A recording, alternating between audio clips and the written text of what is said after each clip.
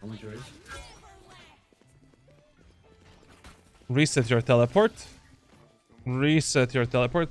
I mean, in this case scenario here, not only that I would reset my teleport, but also the trademark. I mean, this trademark right now is just useless. Like, while trademark is good on retakes and on both attackers and defender side when you don't need it for the flank or lurk, you can use it as an aggro tool to get the information about the enemies. You know, when you're going for the retakes through the enemy smokes, you can easily use your trademark to scout for the enemies. Like, you can do something like this. Reveal the enemies here, there, and there. Now you don't need to worry about an enemy here. We can just, you know, peek out through the smoke, covering this angle, etc., etc. For example, you know, you're going through for the retake of B site here. We can use this trademark to scout for the enemies there and there. And now we can just go out without worrying about these angles. We just need to worry about this, and this. We can cross a bit faster here. That's it. What's up, tricksters and tricksetas watching this video? Today, at our coaching table, we have Diamond 3 Chamber Main on Ascent. Our friend Cameron wrote an essay here. I have recently, following your agent tier list and your advice to some other players, decided to play some Chamber more often. This is very recent, so I'm still trying to understand Chamber fundamentals, and a lot of my questions for this review will be based around this topic. First of all, I've noticed I statistically seem to struggle on eco rounds with a low KD and KST. I would appreciate any advice here. We'll see in our VOD review what you can do a bit better. I have a strong overall tracker score, mainly in the Ace and S's, which should indicate climbing. However, I'm not seeing that. That doesn't matter. Like, a tracker score means nothing. That's same as when people say, "Oh man, I'm a match MVP every single game and I'm losing my matches, bro. I'm losing because of my teammates." Yes, sometimes you're losing because of your teammates. Sometimes you're losing because you're so basically 40% of matches, rounds and gunfights, you cannot control. But there is 100% that in 60% of games, 60% of rounds, 60% of gunfights that you take with the enemies, you can do something better. Now, next question. General focuses. Minimap awareness needs improvement. Trying to focus my crosshair placement, I seem to consistently aim a little too low and a little too tight. Trying to implement jump spotting more. You'll notice that in my gameplay, whenever I want to fight the enemies, like I jump spot them and then I swing with a absolutely perfect crosshair placement, abusing the peeker's advantage, and then you have a slight edge over the enemies. Like, jump spotting is a mechanic that I don't even see used enough, even in high elo lobbies. Like, people just love to swing everything, bro. You cannot swing every angle. Get some information first and then go in a fight. Trying to focus on improving overall KST by being a more refraggable teammate and be in positions to refrag more frequently. We will see in your gameplay. When it comes to your tracker, for this act, your KST is 74%. That's like optimal, to be honest. Yes, this can definitely get better, but 74% is okay. Generally speaking, all of your statistics for this act are really good. I mean, with these statistics, in 100 games, you should be able to easily get like Immortal 1, maybe even Immortal 3, to be honest, during this act. What's up, tricksters? My name is Charlatan. I'm an all-time Radiant player since closed beta and the #1 most experienced Valorant coach. If you enjoy this type of content, don't forget to leave a like, subscribe, and hit the bell icon. If you're interested in coaching yourself, be sure to join my official Discord over at discord.gg/charlatan. Some of the coaches and pro players that you're watching today were actually the students of Papito. Other than that, enjoy in this one, baby. Listen here. In Valorant, we basically split the maps in two specific categories. We have the maps with fast rotations, and we have the maps with slow rotations. Ascent is a fast rotation map. Basically on Ascent, we prioritize team play and refrag game over the map control in almost every single round. Except when you're playing maybe eco rounds and halberd rounds. On this map, on a defender side, I don't give a shit about the A site and B side that much. Like, my goal is to make the numbers advantage with my team and to play off from that numbers advantage. I will very rarely, almost never, die for the bomb site control. It is much better to play a retake 24/7, 5 versus 5, rather than getting a kill and then your teammates are playing a 4v4 retake and you're there sitting, you know, holding a cross in your hands or a Bible or a Quran or something, I don't know, like, and then you're like, you know, don't do that. We don't want to pray to God to win the matches in Valorant. We need to play a semi-aggressive playstyle as well. So basically in almost every full buy round. We want to get the information. Where are the enemies? We want to pressure them in the choke points, some of the choke points, to get the info, potentially get a kill and get away with a kill. And that's it. And on maps such as Ascent, you always prioritize having 100% information whether or not enemies can be in the market or if the enemies can be in the A short area of the map. Market and A short control are far more important than the control of A site and B site. Like whenever enemies are splitting A site, close the doors, the enemies on short, and then retake the A site together with your teammates. If the enemies are splitting B site, if you have an opportunity to do that, the enemy is going through market first, and then, you know, just focus on retaking the B site together with your allies. Now, next topic. On Ascent, A site is our default site and number one priority, and B site is our secondary priority on a defender side. So the first round on Ascent, we should always start on A site. The bomb site is harder for the retake and easier for the post plant. 50, 60, 70% of times in the first round, enemies are going to finish on A and call for the fast 5-man push on A, especially if you have some secondary sentinel, such as like Cypher or Killjoy in your team. Overall, defending A site is statistically better in the first round. Now, my favorite strategy with Chamber in the first round of Ascent is the following. So, what do? We buy a shorty, and we put a shorty right here. We put a teleport right here, and we buy a light shield. You start the round either by jiggle peeking the enemies in A main, baiting them, you know, to come towards you. Maybe you can try to get one kill with a headhunter, and then you go back short. Or you can start your round by peeking the enemies from A short like this, trying to go for a one tap, and then reposition yourself towards the short. As the enemies are retaking the A side control and pushing towards the A side, so they smoke you here, and they're going for the switch, we have the shorty in our hands, and as this enemy is open, you know, closing the doors, we do this, teleport away, and basically we make a numbers advantage for our team. Generally speaking, on every single map in the first round on a defender's side, your main goal is not to defend the bomb site alone. That is almost impossible. Very rarely you will be able to do that without dying. Your main goal is making a numbers advantage for your team and then playing a retake together with your allies. If the enemies push the B site, we just reset, you know, the teleport. We pick the classic pistol from the ground. We have a classic light shield, teleport, and one headhunter for the retake. Do you need anything else? And most of the time, one of your teammates is gonna die. Maybe here, maybe in market. You're gonna pick a ghost from your dead teammates, and now we have a ghost with a light shield, reset a teleport, and one headhunter. Now let's see what you're gonna do. I would never, in my life, trust my teammates with the defense of A site in the first round. Never. I don't care if Killjoy, Cypher, and Sage are playing on A. You don't want to play the retake of A site with lower numbers, and or God forbid in a numbers disadvantage. I don't have a TP.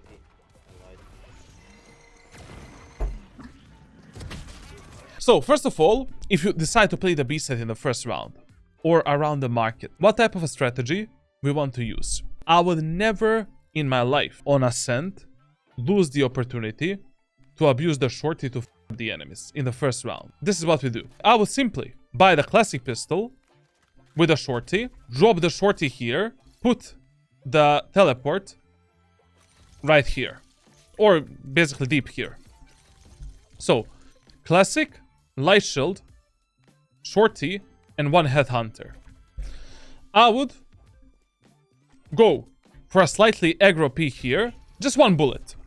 One bullet with a quick teleport to contest the enemies, potentially get a kill, and get the fuck out. Or we can simply hold a tight angle here, go for one bullet, TP away, and now we're playing here with a shorty and classic pistol.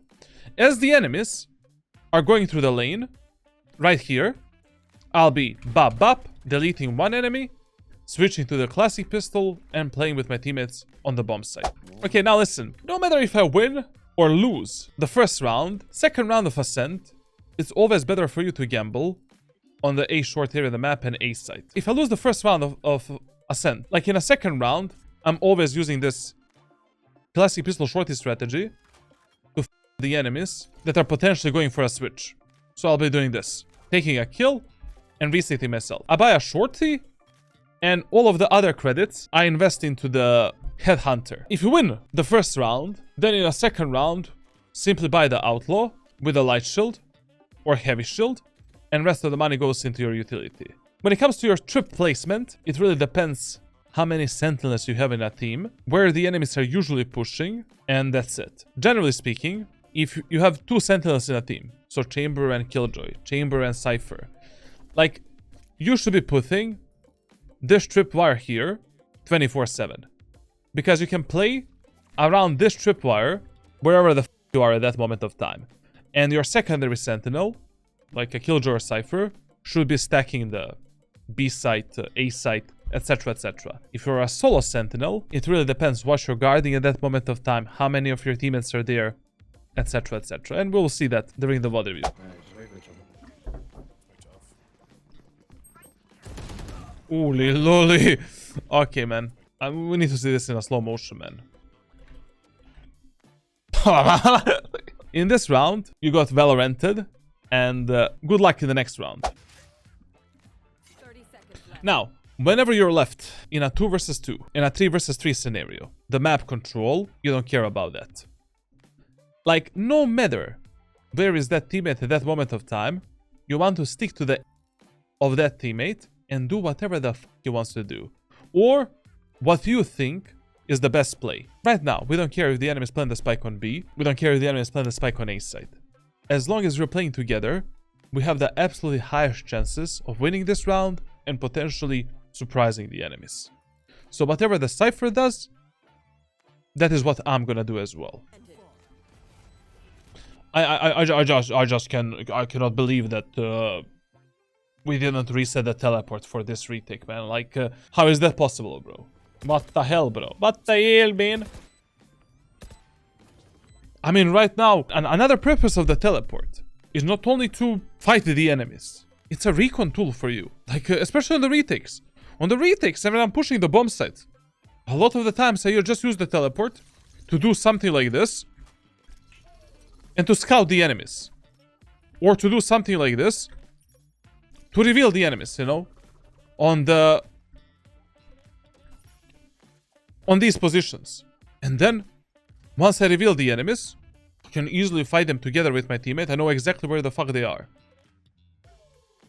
I mean, of course, like, we primarily want to use the teleport to fight the enemies and try to kill them, but there's so many different usages that we have with the teleport. It's such a powerful tool of Chamber. I mean, that is the only useful tool, to be honest, like, of his hit. I mean, beside his operator, of course. This might be heaven even. I don't know. Yeah. Okay. Okay, good call, good call. Whoever made that call, that was such a good call, bro. Because we didn't see the Omen throughout this whole round. Like, chances of him flanking was like above 60%.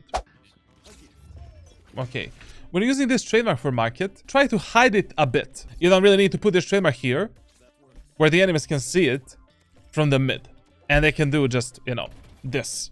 Like, put it, you know, if I'm putting the trademark for mid, I'm gonna put it here. So they need to get at least here in order to see it and destroy it. And also, you know, this trademark is absolutely fine if you're playing more towards the B side. Oh, one thing I didn't observe as well, man, because you never press the tab. Listen, whenever enemy Killjoy is one ultimate point away from the ultimate, or she has the ultimate, 80% of times enemies are gonna push you onto the B side, and you need to heavily contest the enemies in the B main area of the map. We need to figure out some kind of a counter for this ultimate. Basically, this ultimate is 10 times more dangerous than ultimate on A side. Because even if the Killjoy does the ultimate on A, I mean, your teammates can stay alive here. They can easily escape it. They don't need to fight the enemies. But when the Killjoy does this ultimate, like your teammates have so much room to make some kind of a mistake. And that is why I'll always position myself on B side when the enemies have the Killjoy ultimate. Like the counter can be anything. You can buy the Odin and try to spam the enemies. You can tell your Omen to do the one-way smoke here and just stop the enemy's push. You can play some double bait setup, like maybe doing a teleport here, playing here, telling your Claw to bait for you, and trying to kill initial enemies. It can literally be anything.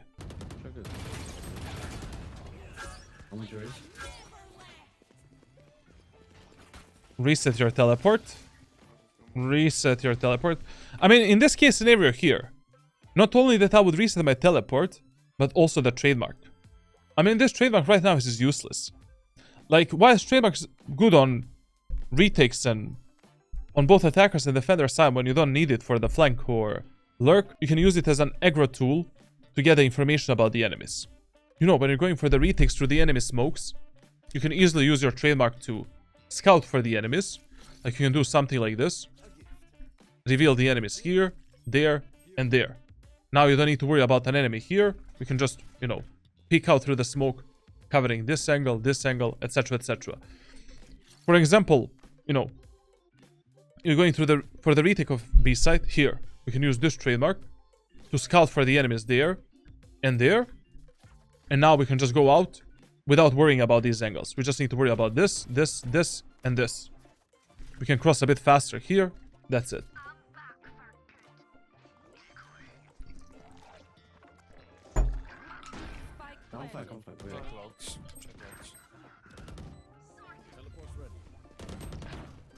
And on this specific retake, you were really slow to support your teammates. Whenever you pull yourself back from the market, I usually instantly rotate in CT to try to spray the enemies, spam them, and play with my teammates in CT.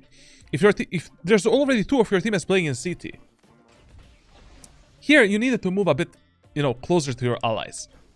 Like, this Killjoy ultimate went down, you know. Your teammates are fighting on site. What? You're Raze, what the fuck are you guys doing? Clear this a bit faster. Support the Claw. Support the Yoru. Go, go, go, go. Why are we shifting? Like, I mean... Here. Your Raze already went out. You know, let's fight with them. Claw is out. And imagine if we lived in a world where right now you resetted the trademark and teleport. Brother. One enemy remaining. Imagine that. Now we could have used a trademark to scout for the enemy in the smoke here. We could have used the teleport to push an enemy without risking too much to reveal him and then just boop. And our Cypher and Claw can have easier time killing him, and also we know exactly where is that last enemy. Instead of, you know, TP is here, trademark is here. Doing nothing. Go together. Utility usage efficiency, 0. This is the absolutely worst that can happen for you in SoloQ. We're 3 versus 2. We saw the enemy Killjoy in the A short area of the map. Omen has the ultimate, and we are still fighting for the map control. Right now, we need to decide with which player we want to play. Like right now, you want to play a refray game. We either want to play with Raze and connect with the Raze, or we want to gamble and stay with the Claw. But we never want to give the enemies 1 versus 1 gunfights or 1 versus 2 gunfights in this scenario. That is the worst that can happen. I mean, your position is also bad here, because enemies can kill us from A short, rafters, CT, mid, CT. Isolate the angles. One of the highest priorities during your gameplay in Valorant should be safety over anything else. Like, we want to remove the factor of luck and factor of timings as much as possible. How do we do that? By repositioning in the CT together with a Claw. We are able to play a proper refray game. Like, Claw is watching the cross here, you are watching her cavity, and that's it. Raze positioning is also terrible. You cannot play on site here if enemies can come from the rafters, short, and A main. Like, she can maybe play under the bomb site, or she needs to take more space in the A main area of the map and find some kind of a safety here. Players in Ascendant and Low Immortal have a huge problem with position. Like, you're trying to do too many things at once. Enemy remaining. Play 4 seconds. Nice, okay. Good job, boys. But the Raze did a good job, I guess. We were a bit lucky in this round, to be honest. Try and kill the ult. Unlucky. The problem of playing this angle right now is enemy Omen is on the B site. We don't know if he's gonna peek us from this angle. You need to be aware that enemy Omen might be there. But I would definitely be holding the B main area of the map. I would have just held it in a slightly different way. Very good kill. I would have even tanked the Killjoy ultimate. So this is totally fine. I would have taken this risk as well. Omen's still on site. I'm watching mid rotation just in case. Oh, the problem. Generally speaking, when you're retaking B side of Ascent, usually the best idea is to save your teleport, if you can, for the retake of the actual site. So that you have teleport for this essentially. If you don't need to really waste your teleport for this and for this, basically for the sector number 1 and number 2, that would be great. Especially if you have numbers advantage and, you know, your teammates are already pushing out and you already know where the enemies can be and where they cannot be at that moment of time. You don't need to use the teleport here. You know, right here, what we can do, we can just use a trademark for the enemies in main. We know that enemies are not here. None of the enemies are there. Our teammates are going out. We can use this, move out with our teammates, and use the teleport to actually contest the enemies on the site. Because this is much more useful than this. Play close. Check your out.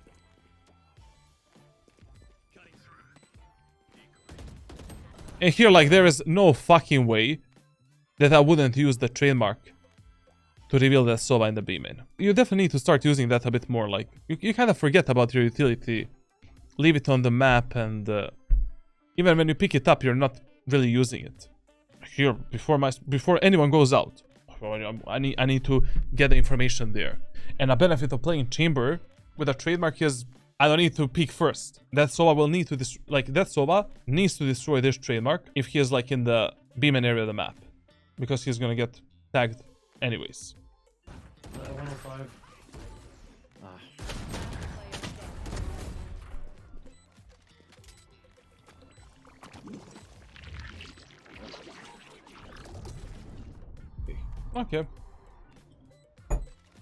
Okay, now, attacker side of Ascent is a bit more cancerous for Chamber than the defender side, because, like, there's not a lot of things that you can actually do to support your teammates and to actually, like, you know, execute the bomb sites. That's why, like, as soon as you find opportunities to lurk, flank, and potentially, you know, get some solo fights with the enemies with your teleport ability, you should definitely do it. How do we decide what to push in the first round? Our default bomb site and number 1 priority is A.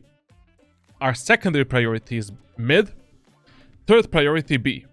So basically, in the first 3 to 5 rounds on the attacker side, we want to mainly focus on testing the enemies on A, testing the enemies on mid, and then using the B site as the last resort. But team compositions decide quite a lot what you can and what you cannot do. Right now, enemies have Killjoy. That one sentinel that enemies have on a defender side of Ascent will most of the times play on the B side. Even if she, whatever, play on A side, it doesn't matter. We can easily dodge the enemy's Killjoy utility if we're pushing A side, and A pushes are a lot cleaner than the B pushes. So when enemies have 0 or 1 sentinel in their team composition, 5-man push onto the A site 3 rounds in a row, creating an unpredictable pattern of pushing, where in the 4th round, we can easily fake A site with 1 initiator and maybe a controller, and then push into the free bomb site on B. That is generally the best pattern of pushing in ranked SoloQ. Hitting 1 bomb site 3 rounds in a row, and then in a 4th round, faking that site, pushing the opposite part of the map. There is absolutely no way that against this team composition, I would contest the enemies in B main or mid in the first round. If I was playing this game, I would just tell my teammates, hey guys, let's do a 5-man push on A. And with a chamber, if you have a secondary sentinel, so basically Killjoy or Cypher with yourself, go with a classic pistol, light shield, and 4 headhunters. That's it. If you are the main sentinel in your team, then, you know, you can risk it a bit more, like maybe go for like a light shield, 2 headhunters, and a trademark. You can also go with a ghost, trademark and headhunter. You can also go with a only headhunters and a trademark. My personal preference on Ascent is always a light shield, 2 headhunters, and a trademark, or 4 headhunters with a light shield. Usually my job when I'm pushing onto the A site is just to jump spot the enemies here. I'll be using a TP right here, jump spotting the enemies, and using this teleport to essentially close the switch. As soon as I see myself in some kind of a fucked up scenario, like I'm overexposed, I'm instantly gonna teleport away, bait the shit out of my teammates, if I need to, just for closing these fucking doors safely, and then resetting the push with my allies. Yeah. Oh, You're Jesus Christ. okay. Go cat. I'll cover mid. I just want for them go. Okay. Listen, when it comes to your mechanical skill, after this VOD review, I'm just gonna give you some of my training examples and that's it. Like generally speaking, during the VOD reviews, I hate speaking about the raw mechanical skill, like flicking, tracking, reaction time, that type of... Which problem I've noticed is your most common problem, depends what I'm gonna give you. I have like 100 pre-recorded training examples, 100 pre-made like aim training routines, like we're gonna find something for you to basically, you know, do for the next 2 months.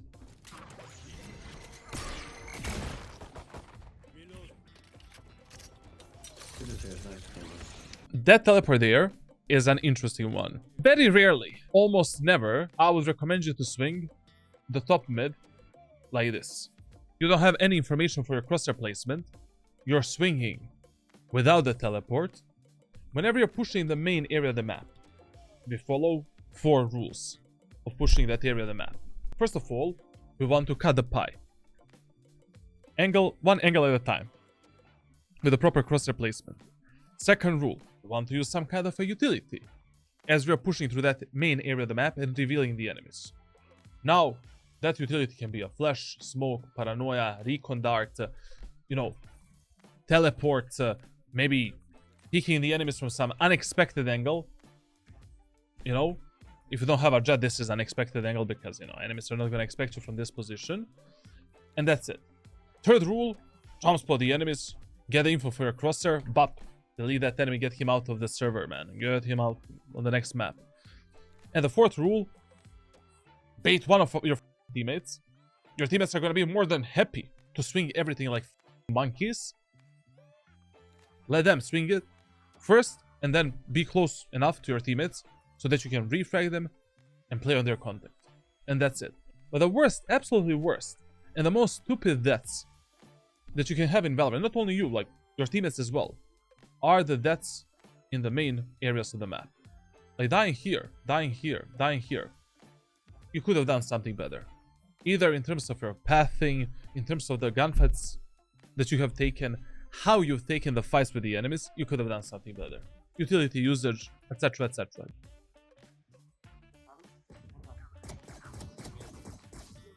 And this is what I was talking about, like, you know, that teleport was just... you would have died anyways. Like, you were just lucky that your Cypher had a camera for mid, literally, like... That's not stupid. Dark is one market. Very good. So I can be on site. Close the market. In this situation, you should have been the one closing the market. I mean, with Chamber, you can follow the similar pathing and the similar executes that I've explained on Jet in my ranked playbook. Your teleport radius is really big. So a lot of times, you know, on Ascent, one of my main jobs when I'm pushing the A set and B set is to close the doors for my teammates. Because closing the doors is such a cancerous job. Like when you end up here, you're overexposed from a million of the angles. Enemies can also spam you. And, you know, Charlatan can be peeking out with a fucking shorty deleting you there. So you as a chamber, you can just do this. Bop, bop, bop. We're going out. We go towards the doors. We close the doors. Get the f out. When I'm pushing B side, you know, with this teleport, we have a radius for the switch. We're going out with our teammates. Our Jet doesn't need to dash here. We can just close this. Stay a bit, maybe take a fight. Get the f out. Because that job of closing the doors is such a cancerous job. Yeah, It always leaves you in an open area of the map where you can die from 10 million different angles and abilities.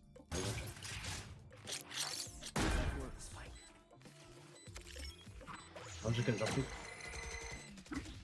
One market. For you, bro. Not bad. Lane. On the right side, club. Watch out. Lane. I don't know what to tell you about this, to be honest. Lane. On the right side. I mean, you heard that that enemy is really close to you. This Gecko even made a footstep. We could have engaged this Gecko in a much smarter fight, to be honest. This is the round where I would have used the ultimate, and I would have dropped the Vandal to my teammates. Same methodology that I have explained on the defender side, I use it on the attack as well.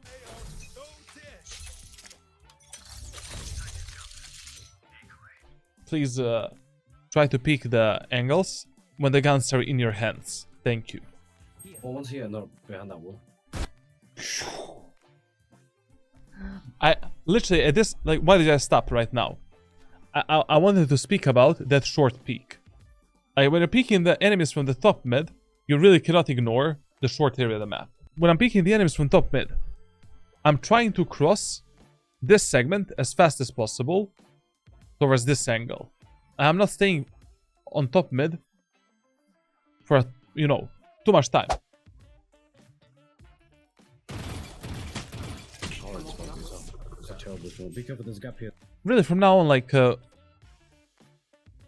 look at your teleport like an ability for an incremental fight. So we use a teleport only for one bullet, one burst fire, and that's it. Second burst fire is already way too risky because of latency in the teleport. I guess like 750 milliseconds. Like, if you stay for a longer period of time in a fight and you want to TP away, there is even higher chances that you're gonna die in the middle of the teleport. Yeah. Like here, after this shot, I'm f***ing out. Oh, it's fucking yourself. It's a terrible thing. Be careful, there's a gap here, there's a gap here in the middle. Like a jet dash, yeah, exactly.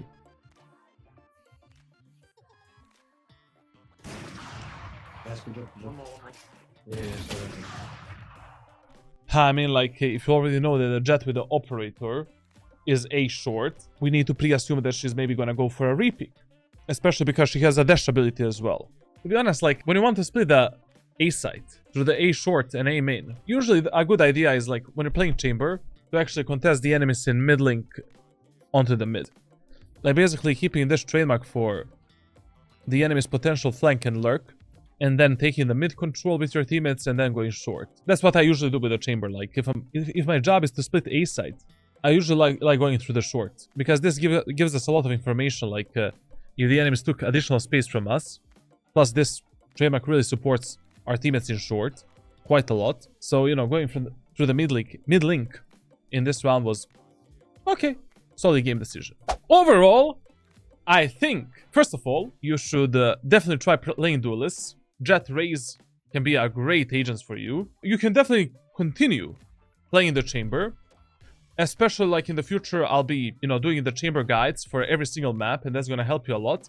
But I think that the primary maps on which you should main chamber right now are just Icebox and Breeze. Like, I think that on Ascent, you're just going to find 10 times more success with agents such as Jet, Raze, Gecko, Breach, I don't know what else you're playing, Claw, Omen, etc, etc. Overall, really good. I mean, for a player that has, like, such a low playtime, like, this guy has only, like, maybe 200 hours in the game, this is not bad. Other than that, thank you for watching. Leave a like, leave a subscribe, join my Discord server for coaching, and also you can also get a VOD review, a free VOD review and stuff like that. See ya in the next one.